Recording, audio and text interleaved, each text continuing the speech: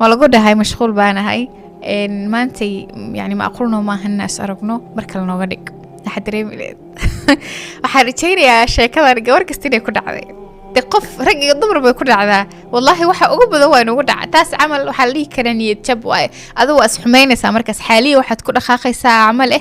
in as xumaysid qofkan aad talaabo sharci inaad ka qaada adamacdid as leedahay qofkan waxaadan macquul ahayn buu kugu sameeyay niyad jabku wuxuu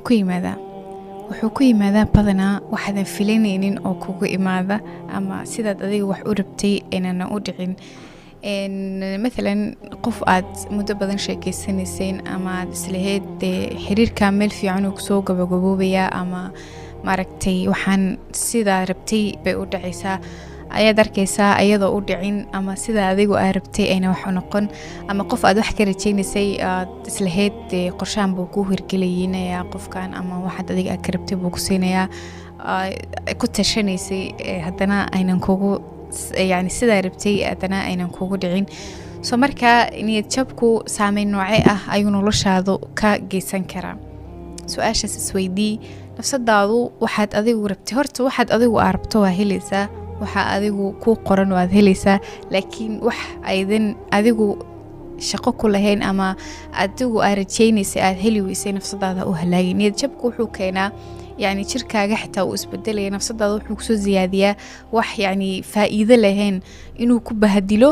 oo muuqaaga bedelo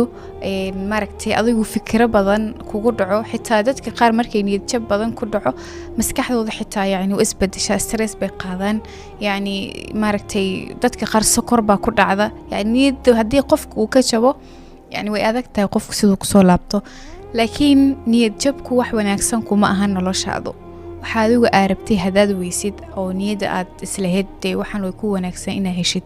hadaad heli weysid nafsadaadu ha ay qaabin dadka qaarkood markay niyada ka shabaan waxa ayaga rabaan ay heli waayaan aad bay u istreesaan dadka qaar macaanka ku badta oo ku dhaca dadka qaar xanuuno kale taa ku dhaca xitaa mesela qofku markuu xanuunsan yahay oo xanuun daran lagu sheego niyada ka jabo xanuunkaas hada xitaa wax yaris ahaa waxay ka dhigaan yani in oo maaragtay waxaan wax weyn ay ku noqon karaan oo isleeyihiin de maxaa la yiraahday waxaan de waxay noloshaada halaagi lahaaba ma ogtahay gabdhaha ajaanibta guursado gabdhaha nimanka ajaanibta guursado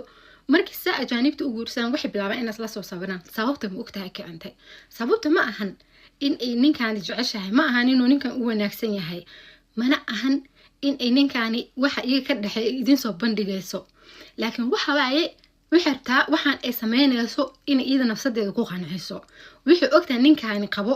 in sharci isku qabaan oolin diin isku qabaan meesha oolin dhaqan iyo diin u ogol insa meesha jirin inta waxay bilaabaysaa in tiraado faarax waa laga nastay makano kale wixii kale dhigi jireen muxuu ahaay ilaahu muxuu ahaay faarax iyo cilmi yaarano hadala badan aniga aan xasuusin because ma daneeyo mugtahay hal tusaale idin siinayo ninka Soomaaliga markuu bilaabo inuu qamri cabo wuxuu bilaabay marka hore inuu la dhudhunto laakiin markii balad u noqoto jidka la istaago hadii qof jidka dhinacaas kala maraayo ma aragtay oo dhawr hebelo iska waran wuxuu leeyahay maxaa ka galay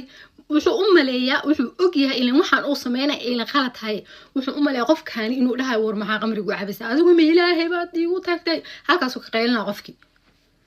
gabadhan Soomaaliga wuxuu ogtahay ninkan sharci iyo diin isku qabaan inaysan meesha oolin inta nafsadeeda iyo dadka waxarta inay ku qanciso waxa ay sameynaysaa inay sax yihiin markaas ninka soo sawiraysa ama soo kala jiro kayga waa nin hebel ogaani dadkii ka dhacdhacsiinaysa social media iska gadaysa ayadoo og hada oo nafsadeeda habeen ku saaxta maalin ku soo toosto in ninkan diin iyo dhaqan midna ay kula joogin